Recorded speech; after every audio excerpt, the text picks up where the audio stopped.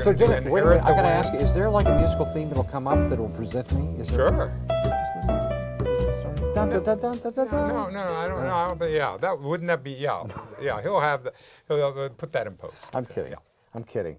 So you're talking about my older brother and what kind of influence it had Danny on me. Kamin, right. Yeah, right.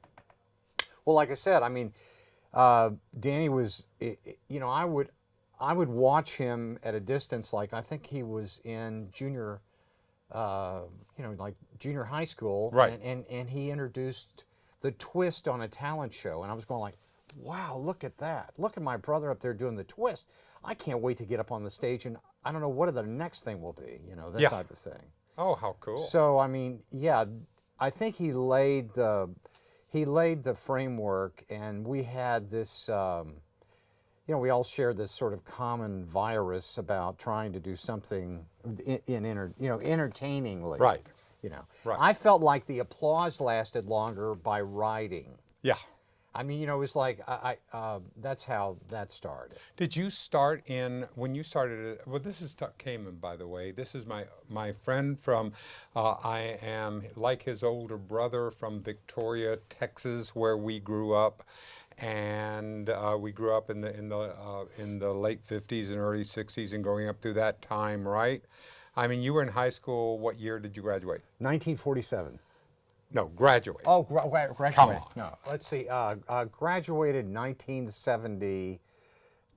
1972. All right. So I graduated in '66. So we had that time period, and so did you want to go into advertising right away? I mean, were you a writer in high school and know that you wanted to go in there? Because Tuck has done advertising and has written books and is continuing to have so much. Anyway, all this we'll talk about. But anyway, continue on your journey on getting into. Well, I mean, in high school, I did some theater, and then I selfishly got caught up in. I was going to school in the Northeast, and it was one of those situations where I'd gone through high school for 3 years, and then my sister-in-law said to my mother, "What about Tuck just going away to the school?" And I thought this would be really great. So I had the lead in this show. It was everything fantastic. I would make the cast wait. And I got thrown off the show, and it just killed me. So it kind of made me shift a little bit in terms of figuring out if I want to do acting. Right. And I was enjoying writing forever. And when I was a little kid, I would write these ridiculous sales for my father's furniture store, whether, like a fire sale or we got to get it out the door sale and Sure. stuff like that. So I thought I wanted to go into journalism, and then I decided to go into advertising, and I was at UT, Right. and got an advertising degree, and then Right. I worked in Austin, and then I saw these great ads that were being written in New York, and I said, "What the hell am I doing here?" So then I went off to New York. So you were in the post Mad Men era.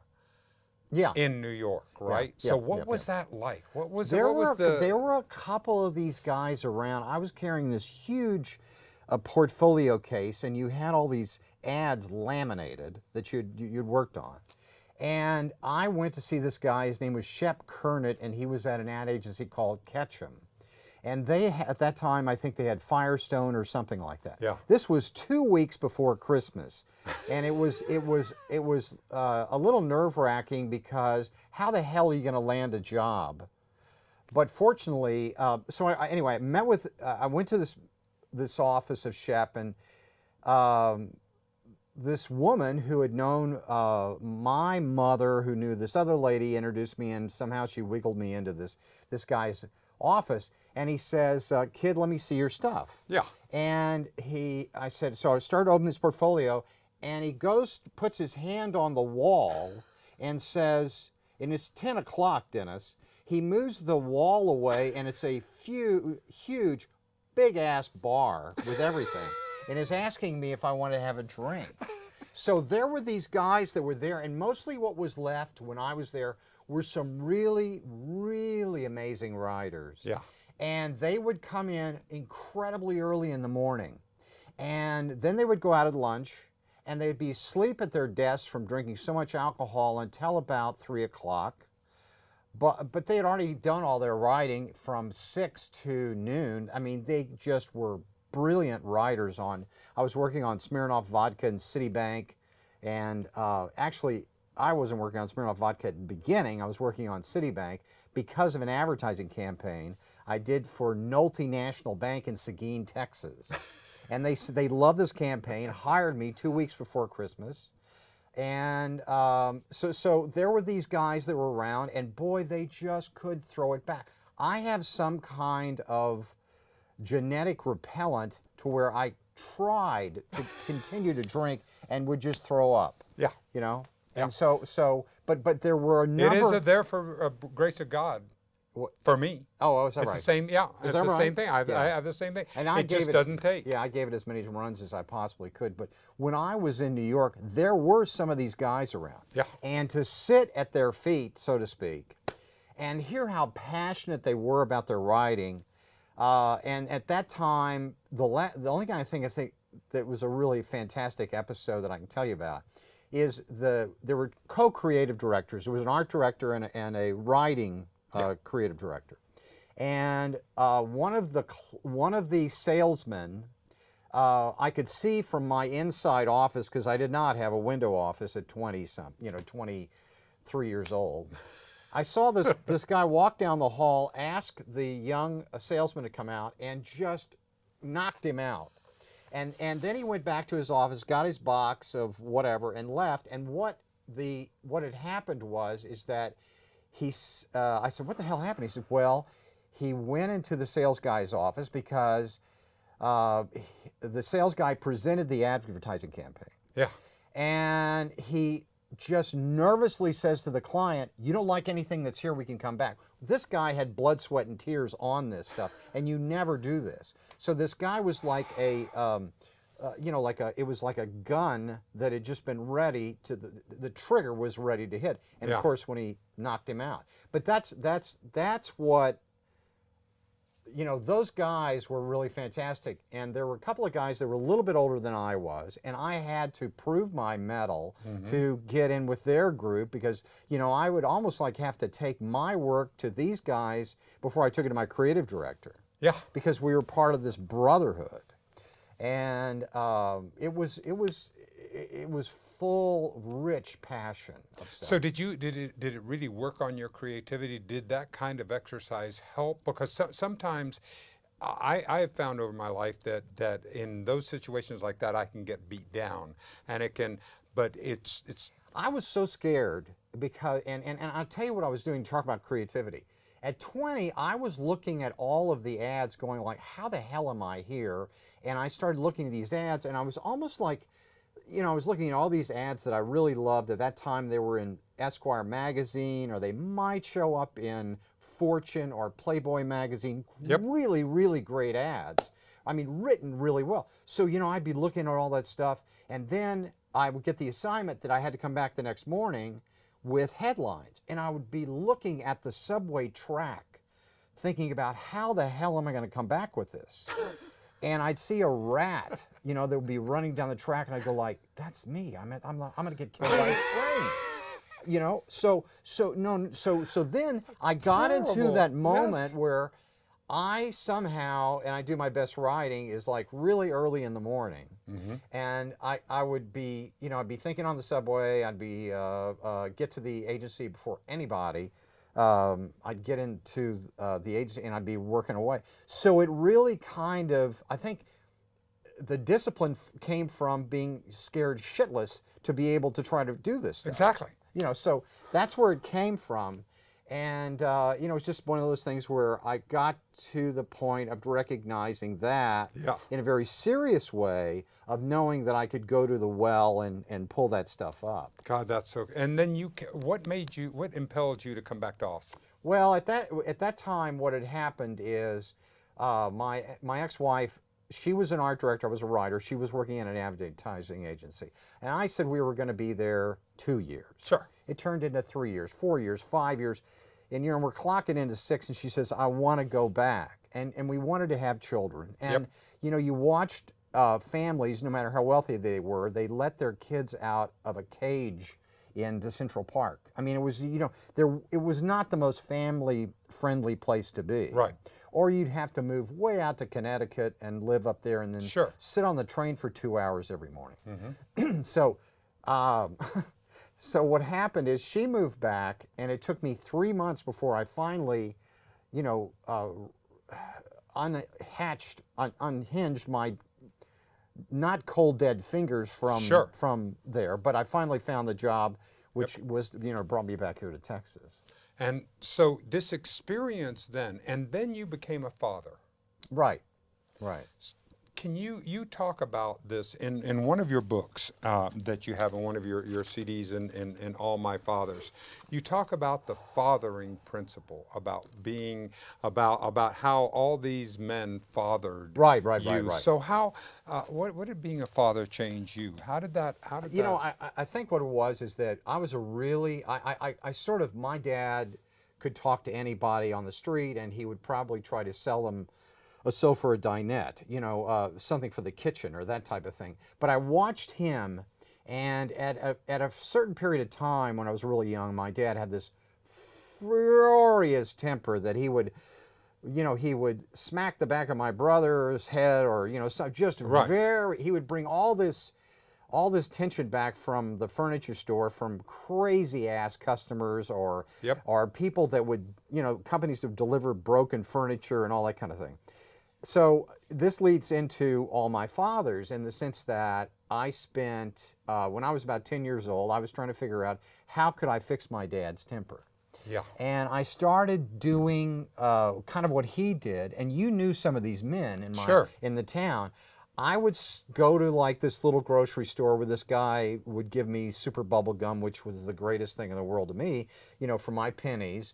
And I would talk to him about it, and he would talk to me about the world. And then I'd go up to the movie theater where Mr. Yates was the manager, and he would tell me about the movies. And I thought, you know what? This is awesome.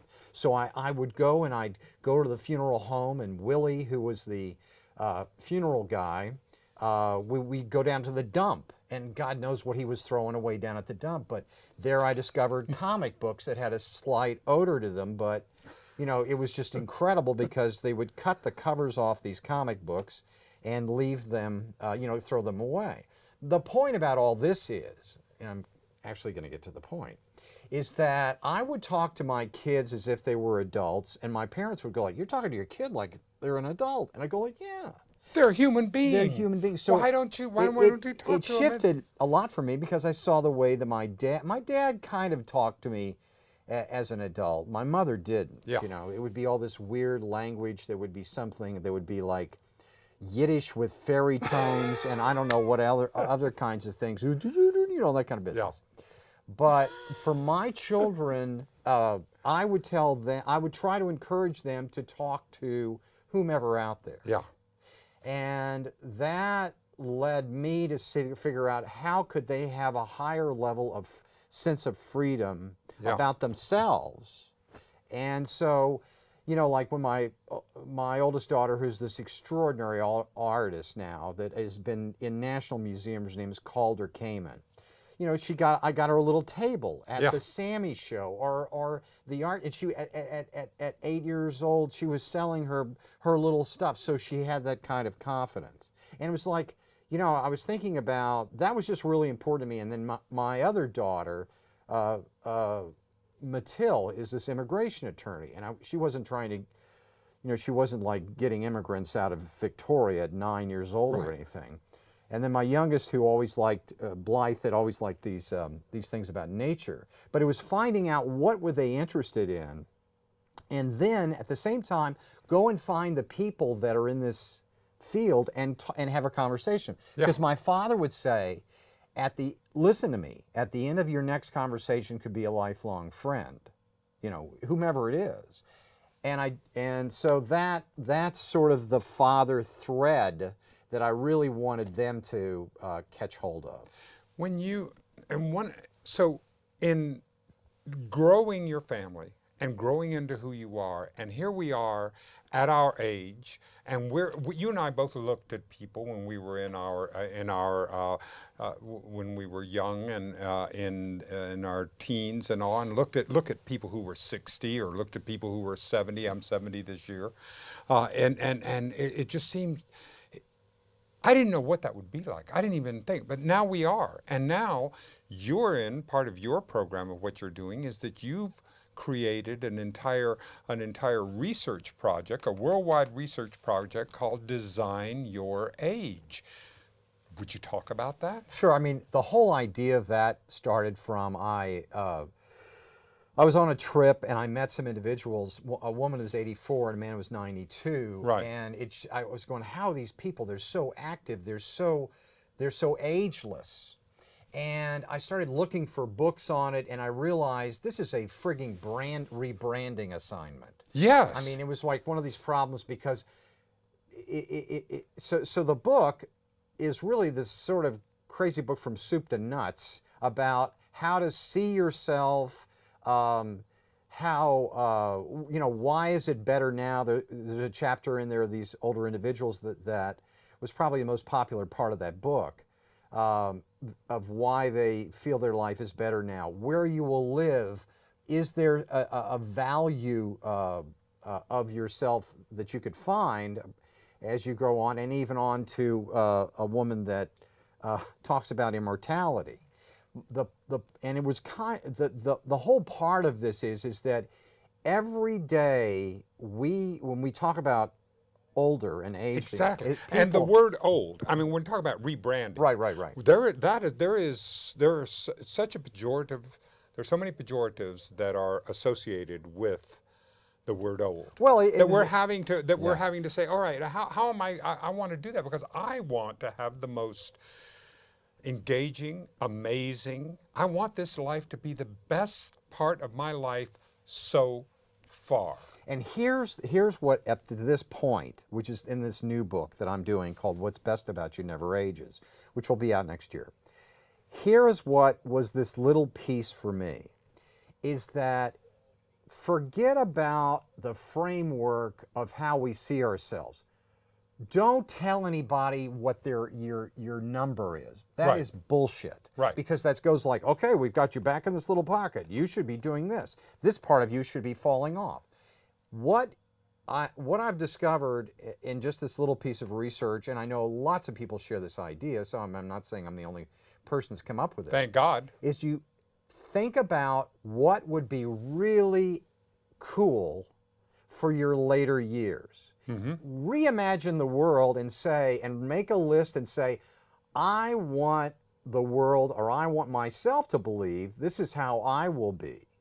You know, I will still be curious. I will still be active in whatever way possible. I will still try some new things. I will still, for God's sakes, get out of my house, get out of my apartment or whatever and meet somebody new, get out of my comfort zone.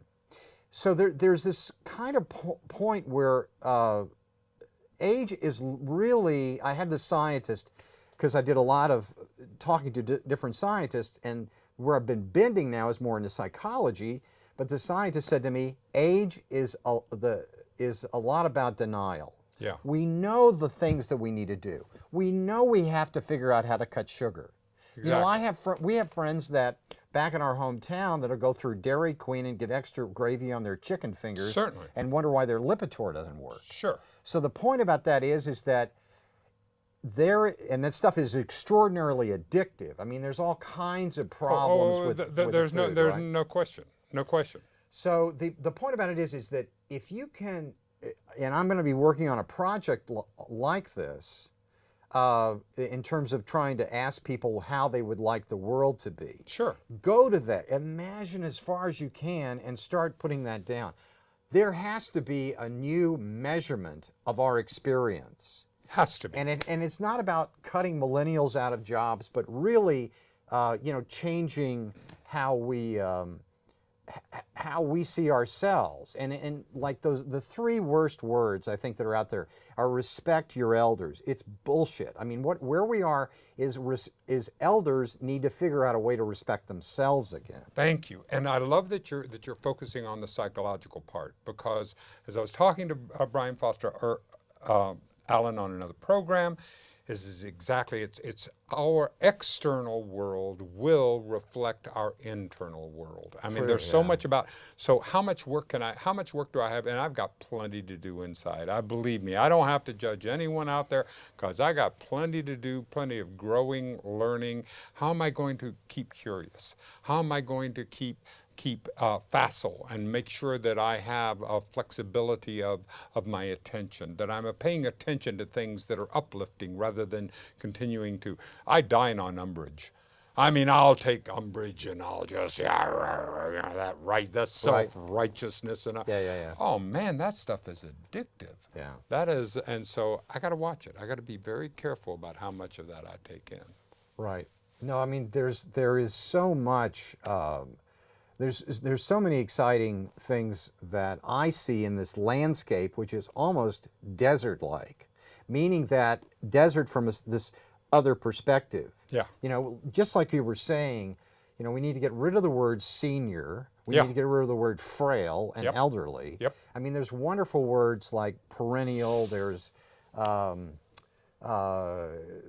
you know, there's this other word that I was coining through what I was doing called potential being, and Right. but there's a lot of other language that can be used, And language is important. yeah, What the words I use to define myself are those limiting words, and so I mean, you know that as an advertising guy. I mean, you know the words that in the beginning, there was the word. right, yeah, and so I mean, I think it's, you know, the primary jokes that are out there about olding are about olding. There's one. Holding, there you go. About aging are something about, you know, I laughed so hard my arm fell off. My point about all that is that I like the idea of really turning this thing upside down and making fun of people who say they're too old. Yeah, Now, there might be some kinds of mental illness problems there, Certainly. where they're stuck in a depression. Yep. But, you know, that's one of the most important vitamins that's extraordinarily important and really, I think, life affirming is humor. Yep.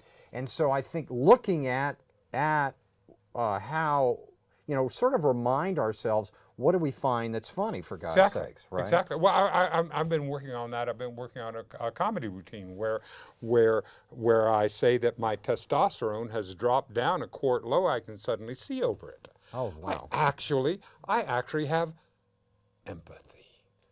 I didn't have that when my testosterone was so high, so it has really helped me. Right. I've become a much better human now that that's happened, and I'm learning a lot more empathy. That's terrific. That's good. So that's I think that there's a lot. There must be something. I can't believe.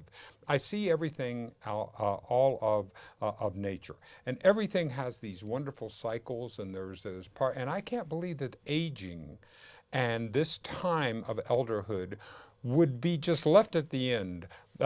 Just this wasted time, you know, that there has to be some value here that I'm not seeing. Oh, and that I need to dig into. I think you're right. I mean, the thing is that people are not moving into these restricted age communities the way they used to. Right. They want to live in multi-generational facility, you know, not a facility, but community. Exactly. Community. We are tribal. Yeah, exactly. So, and then you look out through history, the most progressive, the most creative, the most thoughtful types of progressive cultures were diverse in race, religion, age, everything. No, I mean, it's throughout that way. Exactly. But, you know, but there was this really cool thing for stockholders, that there was assembly line, that you went through these different stages, and I could build a fence around this thing, and you could go and live there. And you could see kids at Christmas come and sing Christmas carols. Yeah. But the fact that if there's a new way of doing apprenticeships and mentoring and realizing with the Yep. high cost of academic education to be able to work with these people that I define as masters of age in all these different disciplines, including as an electrician or a plumber or whatever, that is a wholly new opportunity Totally. for older individuals. And because it gets us in, I believe, Tuck, that we are purpose-driven beings. When we are purposeless, I'll give you an example. I look at a service animal, and I see a dog that is, that's guiding someone who's blind. Or I see, and there is something different when I look into that dog's eyes. There's purpose there. That isn't just it's just sitting around and there is real purpose in that. And I think I feel the same way in our lives, that we are purpose-driven beings, and when I lose purpose, I lose what I'm here to do. Yeah, I think you have to have a lot of passion about that, and it's interesting you say that, because there's an assessment that I'm incorporating. Probably it'll be around June. That it's where do I go from here, and it's really focused on people from 69 to 75. Nice. Most of the work that I am focused on are boomers. Yep. So where do I go from here is answering that piece that I'm working on, and there is so many incredible assessment tests that have been around for 60 years. It's not just Amazon telling you this is the book because you like that book, you'll like this book. Right. So having that kind of technology that's even been more refined is going to be fantastic. One of the other areas that I see that is coming is that we'll be able to identify nutrients. You're a vitamin A, I'm a vitamin whatever. Right. And you'll be able to have that information, because every week or 2 weeks there's the vitamin of the week, or it's something weird like snail's darter feces in Patagonia in July. Oh yeah, God, yes. Yeah. Excuse me, I'm right. Yeah, or you take it as a colonic.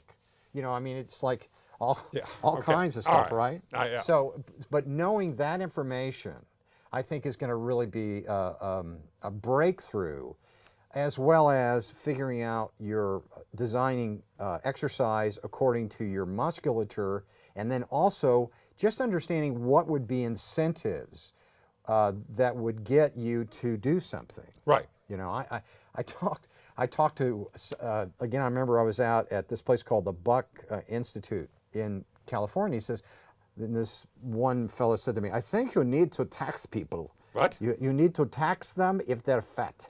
And I said, I don't know that that's going to be the best thing, but he was just talking about sometimes there has to be, some sort of situation where people will respond and figure out a way that, okay, well, you guys, if you're going to, how you take care of yourself, right?